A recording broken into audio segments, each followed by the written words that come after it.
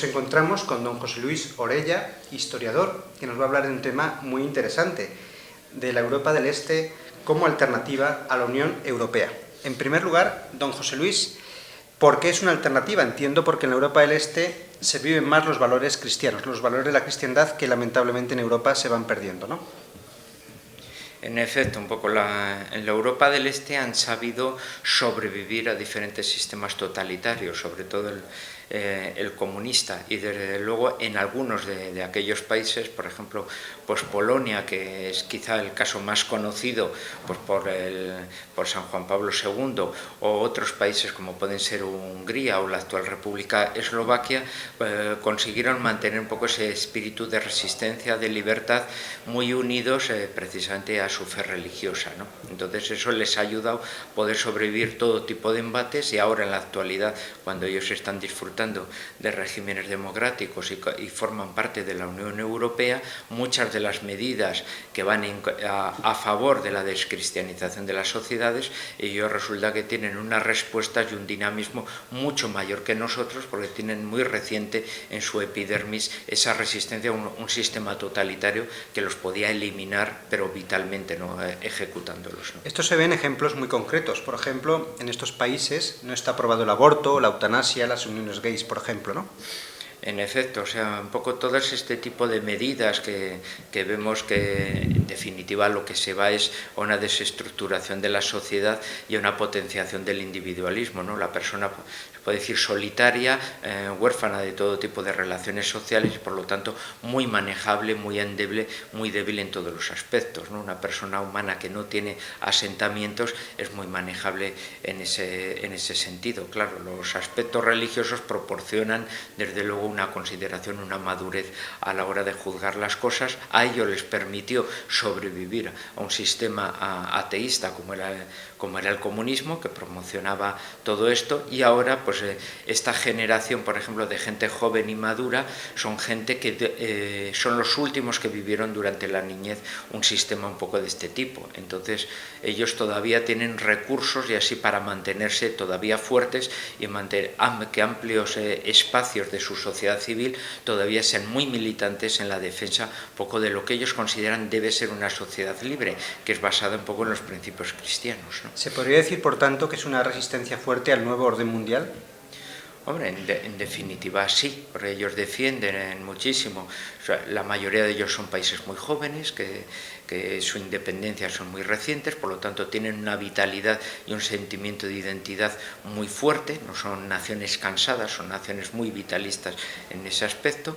Y luego, por otro lado, como hemos dicho, son sociedades civiles fuertes, que están acostumbradas a luchar casi contra las instituciones públicas. Ahora que las instituciones europeas han olvidado de lo que fue el espíritu del Tratado de Roma, pues ellos, desde luego, francamente, no es que quieran abandonar Europa, sino lo que quieren es una Europa como ellos soñaban cuando estaban al otro lado del telón. Dicen, bueno, estos señores nos hablan del cristianismo, ahora que resulta que estamos todos juntos, nos dicen que para ser europeos hay que dejar de ser cristianos. Pues no lo entendemos, quizá haya que cambiarles a ellos, ¿no? ¿Usted cree que tienen el peso y la economía para poder arrastrar a otras naciones a este orden cristiano, o lamentablemente son países pobres que cuentan menos en el concierto internacional? Bueno, depende de según vayan reforzando también un poco sus alianzas. No cabe duda que la fijazón que se tiene, por ejemplo, con Polonia, debido al tamaño que tiene Polonia y esa labor un poco de liderazgo que puede ejercer con el resto de los países, que en efecto, como bien dice, son países muy pequeñitos y que desde luego tienen muy poco protagonismo en ese aspecto, sino el bloque de ellos y liderados por algunos países de tamaño medio es cuando pueden desarrollar las cosas, ¿no? Desde luego, en el futuro lo bueno sería que estos países pudieran tender alianzas con otros bloques de países europeos que más o menos estaríamos buscando lo mismo, ¿no?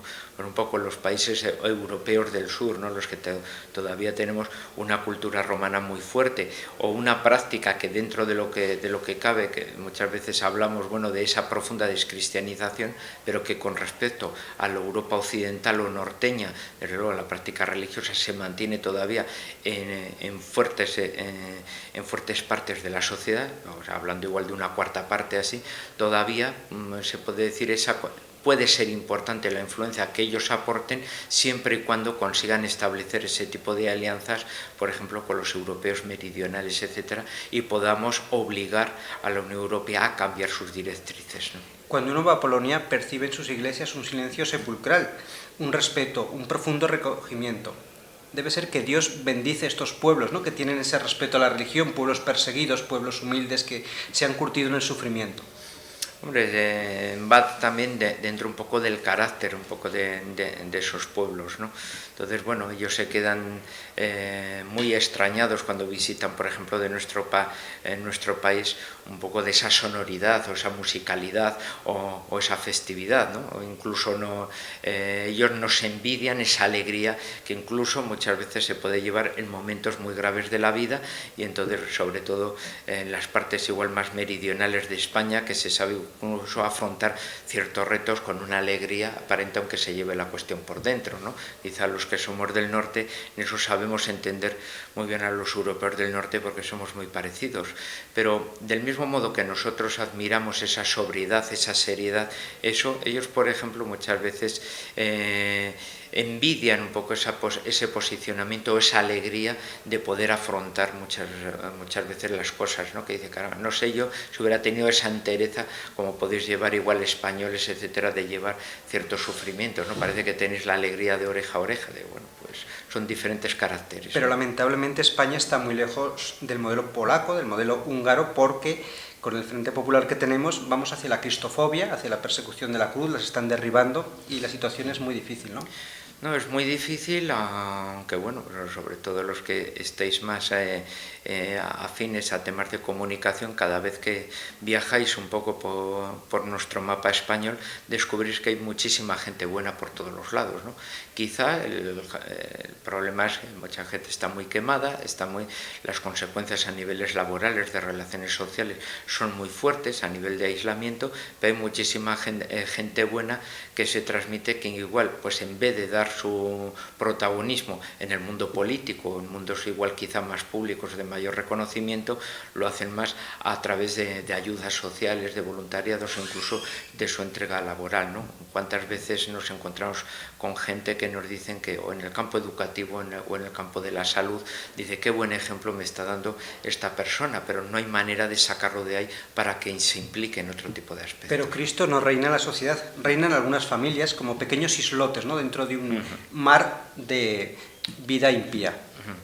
Por eso quizá pues haya que recuperar otra vez un poco las palabras de San Juan de la Cruz, que al mal solo se le combate con bien y aportando bien sacas bien, ¿no? Y casi nos recuerda en eso las palabras de Santa Faustina Kowalska cuando le hablaba Cristo precisamente de la misericordia. Pues quizá tenemos que ser misioneros, ¿no? Tenemos que ser muchas veces valientes, aunque tenemos que ser listos y lógicamente no ir tampoco así de frente. Tenemos que, en nuestros ámbitos de trabajo, en nuestros ámbitos de ocio, tenemos que dar ejemplo, o pasivo con el que solo podemos ser pasivo, o activo con los que más podemos desarrollarlo, ¿no? Y volver a reconquistar nuestro país para la fe, ¿no? Ya para finalizar, un mensaje final al hilo de lo que está diciendo para poder recuperar la cristiandad. En parte ya lo ha dicho, pero ¿qué podemos hacer a pesar de esto, de nuestro pequeño ejemplo cotidiano?